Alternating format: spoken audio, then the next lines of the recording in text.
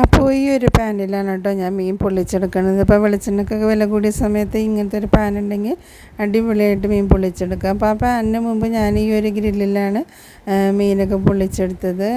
ചോറും കറിയൊക്കെ വെന്ത് കഴിയുമ്പോൾ അടുപ്പിൽ കനലെല്ലാം ഉണ്ടാവുമല്ലോ, അപ്പോൾ അതിൻ്റെ മുകളിൽ ഇത് വെച്ചെടുത്ത് കഴിഞ്ഞാൽ മീനൊക്കെ നന്നായിട്ട് പൊള്ളിച്ചെടുക്കുക. പിന്നെ അതിന് ശേഷമാണ് ഞാൻ ഈ പാൻ വാങ്ങിയത്. അപ്പോൾ ഇതിൽ വെളിച്ചെണ്ണ ഒഴിച്ചിട്ട് നന്നായിട്ട് പൊരിച്ചെടുക്കുകയും ചെയ്യാം. ഇതേപോലെ വെളിച്ചെണ്ണ ഒന്ന് പുരട്ടി കൊടുത്തിട്ടും മീൻ ഫ്രൈ ചെയ്തെടുക്കുക. അപ്പോൾ ഞാൻ വെളിച്ചെണ്ണയൊക്കെ ഒന്ന് ഗ്രില്ലിൽ പുരട്ടി കൊടുക്കുകയാണ്. അപ്പോൾ ഇതിൽ അയില, ചാള, മീൻ അങ്ങനത്തെ മാംസം ഉറപ്പുള്ള മീനൊക്കെ ഗ്രില്ല് ചെയ്യാനാണ് എളുപ്പം. അല്ലാത്ത പെട്ടെന്ന് മാംസം വിട്ടു പോകുന്ന മീനൊക്കെ ഉണ്ടെങ്കിൽ ഗ്രില്ല് ചെയ്യുന്നതിന് കുഴപ്പമില്ല, മറിച്ചിടാൻ നേരത്തെ എല്ലാം പൊളിഞ്ഞു പോരും. അപ്പോൾ സൂക്ഷിച്ച് കൈകാര്യം ചെയ്യുക, എല്ലാ മീനും ഫ്രൈ ചെയ്തെടുക്കാം കേട്ടോ. അപ്പോൾ ഞാനാദ്യം കുറച്ച് കറിവേപ്പില ഇട്ട് കൊടുത്തിട്ടുണ്ട്. എന്നിട്ട് ഉപ്പും മുളകൊക്കെ പുരട്ടി വെച്ച മീൻ അതിലേക്ക് ഇട്ട് കൊടുക്കുകയാണ്. പിന്നെ മീൻ മാത്രമല്ല കേട്ടോ, ചിക്കനും ഇതേപോലെ ഗ്രില്ല് ചെയ്യുക. ഞാനും ചിക്കനും ഇടയ്ക്ക് ഗ്രില്ല് ചെയ്യാറുണ്ട്. ഈ ഫ്രൈ പാൻ വാങ്ങിക്കുന്നത് അല്ല, എയർ ഫ്രയർ വാങ്ങിക്കുന്നതിന് മുമ്പ് ചിക്കൻ ഇതേപോലെ ഗ്രില്ല് ചെയ്യാറുണ്ട് കേട്ടോ, ഈ പാനിൽ തന്നെ.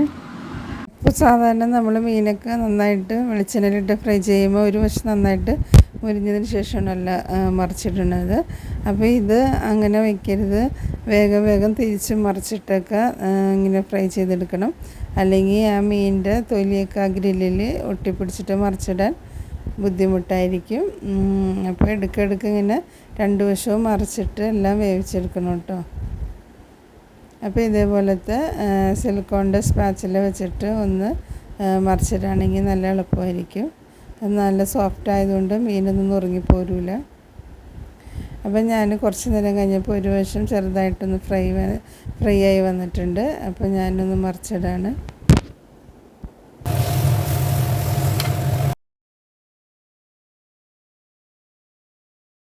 അപ്പോൾ മറിച്ചിട്ടതിന് ശേഷം വേണമെങ്കിൽ ഒന്നും കൂടി അതിൻ്റെ മുകളിലൊക്കെ ഒന്ന് വെളിച്ചെണ്ണ തടവി കൊടുക്കാം. പാനിൽ വേണമെങ്കിൽ വെളിച്ചെണ്ണ ഒന്ന് തടവി കൊടുക്കാം. അപ്പോൾ നമ്മൾ വീണ്ടും മറിച്ചിടുമ്പോൾ ഒന്നും കൂടി നന്നായിട്ട് മുരിഞ്ഞ് കിട്ടും.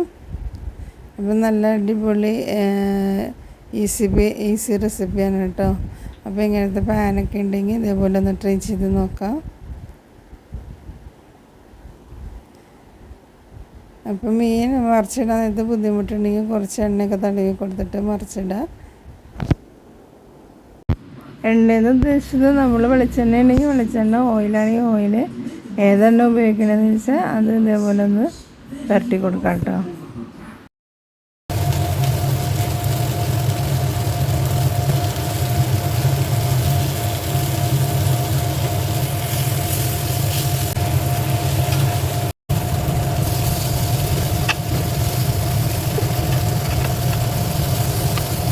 അപ്പോൾ നമ്മൾ പാനിൽ വെറുതെ ഒന്ന് വെളിച്ചെണ്ണ തടവി കൊടുത്തുകൊണ്ട് മീനൊക്കെ നന്നായിട്ട് ഫ്രൈ ആയി വന്നിട്ടുണ്ട്. അപ്പോൾ ചെറിയ തീയിൽ കിടന്ന് ഇതേപോലെ തന്നെ മീനിൻ്റെ നെയ്യെല്ലാം ഇറങ്ങി ഇങ്ങനെ പതിയെ ഫ്രൈ ആയിക്കൊണ്ടിരുന്നോളും. അപ്പോൾ മീനൊക്കെ നന്നായിട്ട് ഫ്രൈ ആയിട്ടുണ്ട്.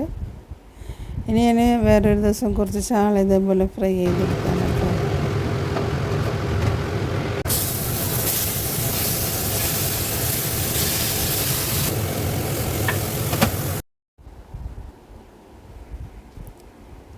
അപ്പോൾ എയർ ഫ്രയറിനേക്കാളൊക്കെ ഒന്നുകൂടി ടേസ്റ്റ് ഈ പാനിൽ ഇങ്ങനെ ചെയ്യുമ്പോഴാണ് കേട്ടോ ഉണ്ടാവുന്നത്. ഇത് കഴിഞ്ഞപ്പോൾ ഞാൻ എയർ ഫ്രയർ വാങ്ങി. ഇപ്പോൾ മീനൊക്കെ ഇങ്ങനെ ഫ്രൈ ചെയ്യുന്നത് എയർ ഫ്രയറിലാണ്.